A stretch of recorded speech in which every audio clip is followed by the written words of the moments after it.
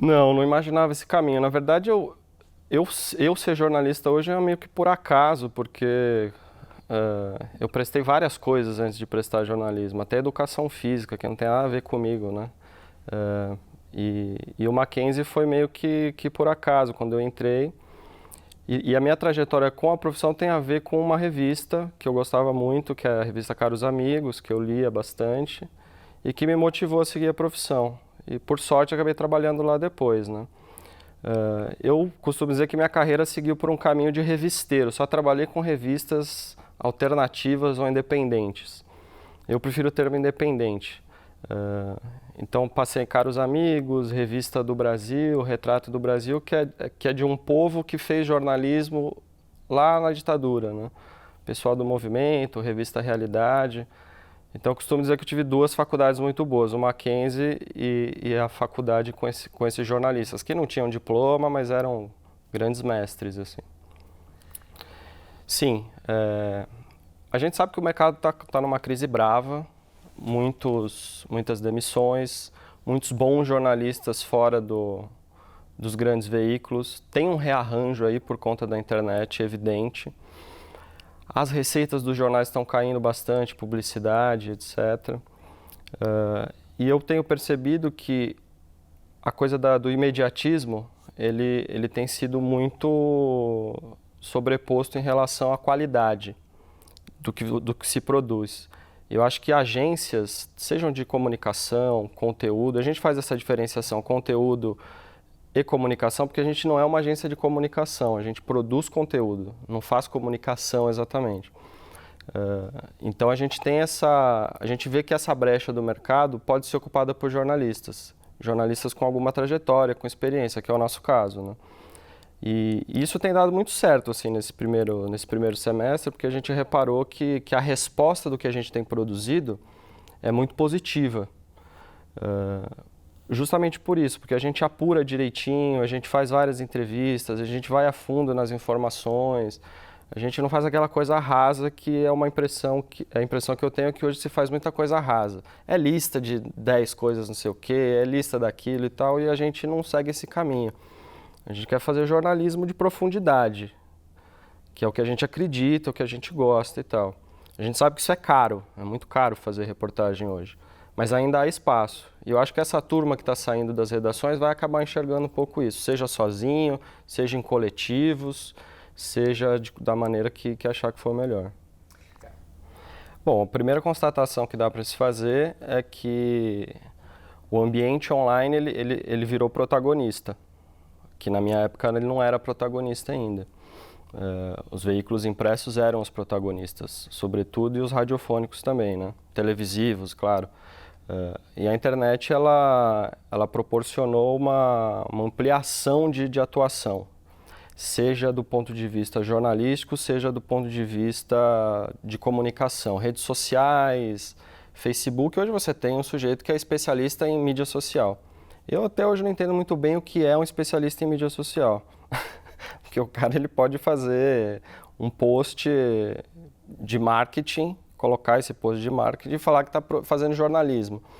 Tem uma linha meio tênue aí entre essas coisas, né?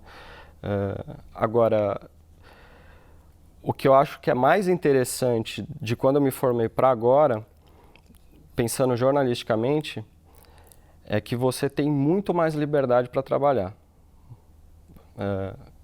Eu posso hoje, como eu tenho e com outros companheiros, a gente tem um blog e a gente pode escrever sobre o que a gente quiser, sem interferência editorial, sem rabo preso, sem medo de anunciante, coisa que quando você está num veículo tradicional, eventualmente você não pode fazer. Então acho que para o jornalista que tem um pouco de noção, que quer empreender, como você falou, a internet é o melhor espaço hoje em dia, inclusive porque é mais barata. Você não precisa de grandes investimentos para você fazer bom jornalismo na internet hoje. Essa é a realidade. Uma boa pergunta. Bom, o Mackenzie, primeiro eu gostaria até de aproveitar para agradecer, porque foi a única faculdade que me abriu as portas para poder fazer o ensino superior, com bolsa de estudo e etc., coisa que provavelmente eu não teria possibilidade em outro lugar. Eu costumo dizer que a faculdade de jornalismo, ela me formou muito mais do ponto de vista das amizades do que me preparando para o mercado.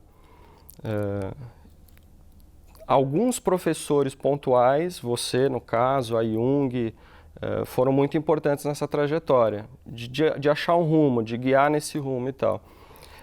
E eu acho que tem o fato também de como a gente foi primeira turma, a gente teve que ser meio cobaia em vários sentidos. Teve o lado ruim disso, mas também teve o lado bom, que a gente teve que se virar de várias maneiras para as coisas acontecerem, né? Agora, para mim, o Mackenzie foi fundamental. Formação, me trouxe elementos que eu não conhecia de comunicação e etc. Mas fazendo essas ressalvas, imagino que hoje o curso é muito melhor do que era na minha época, tem muito mais estrutura do que tinha na minha época. Mas foi um curso fantástico, não tenho do que reclamar. Eu acho que a formação é necessária, mas eu acho que o diploma é desnecessário. Eu acho que o diploma, de alguma maneira, ele cria uma reserva de mercado. E desse ponto de vista eu sou contra.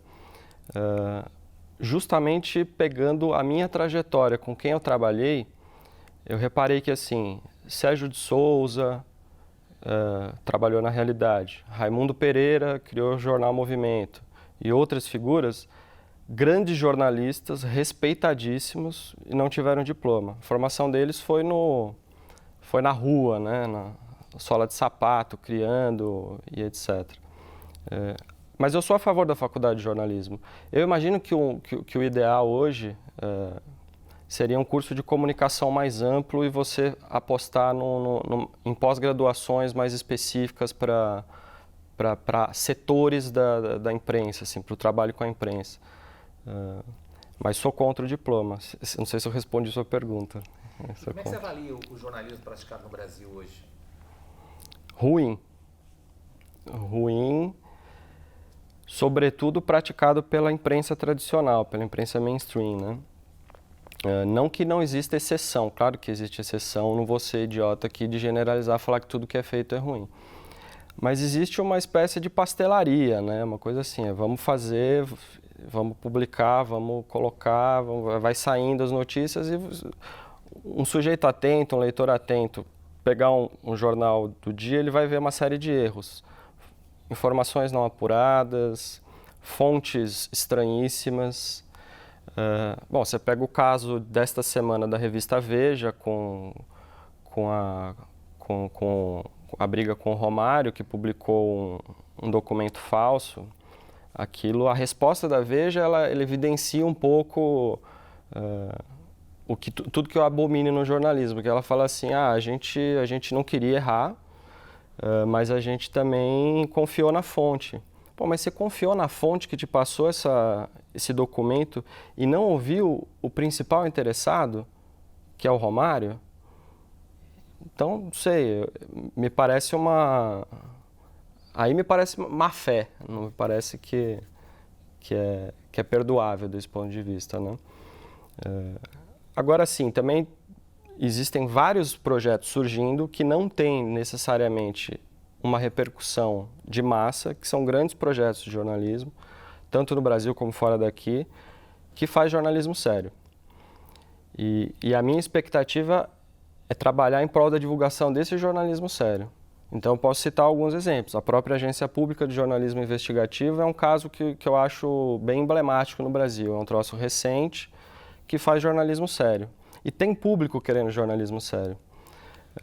Eu acho que também tem que ter uma certa clareza na hora de se fazer jornalismo, de não partidarizar demais as coisas. Porque no momento que a gente está no Brasil hoje, o clima de fla-flu é muito, muito raivoso. E o jornalismo, ele quando entra nessa disputa, ele só tem a perder. E eu tenho a impressão que os jornais estão fazendo essa disputa. Veladamente ou não, estão fazendo essa disputa e deixando o jornalismo meio de lado. Isso eu acho ruim, isso para mim não é jornalismo. Olha,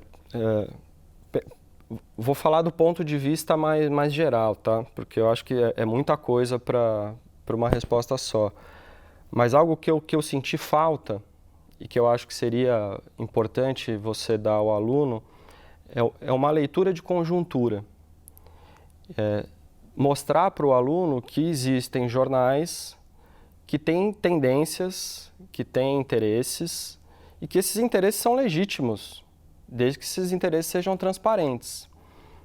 Como acontece na França, por exemplo, onde os jornais têm transparência para falar sou de direita, sou de esquerda, defendo isso, defendo aquilo. Acho que no Brasil, tirando o Estadão, que é bem característico desse ponto de vista, os outros jornais tentam ter uma falsa imparcialidade que eu acho que não é legal. Acho que o estudante, quando entra, se ele não tem uma formação, ele precisa ter essa noção, ele precisa aprender a ter essa noção, ele precisa aprender a ler jornal, aprender a análise de conjuntura, que eu costumo falar, né? Quais são as tendências políticas, econômicas, como é que as coisas vão se arranjando. Porque o sujeito tendo isso, ele tem uma condição de, na hora de sair para a rua para fazer reportagem, fazer matéria, de uma notinha a uma grande reportagem, ele vai ter mais noção de fazer as coisas e não vai escrever bobagem. Porque escrever bobagem é o que mais se tem por aí fazendo hoje em dia, né?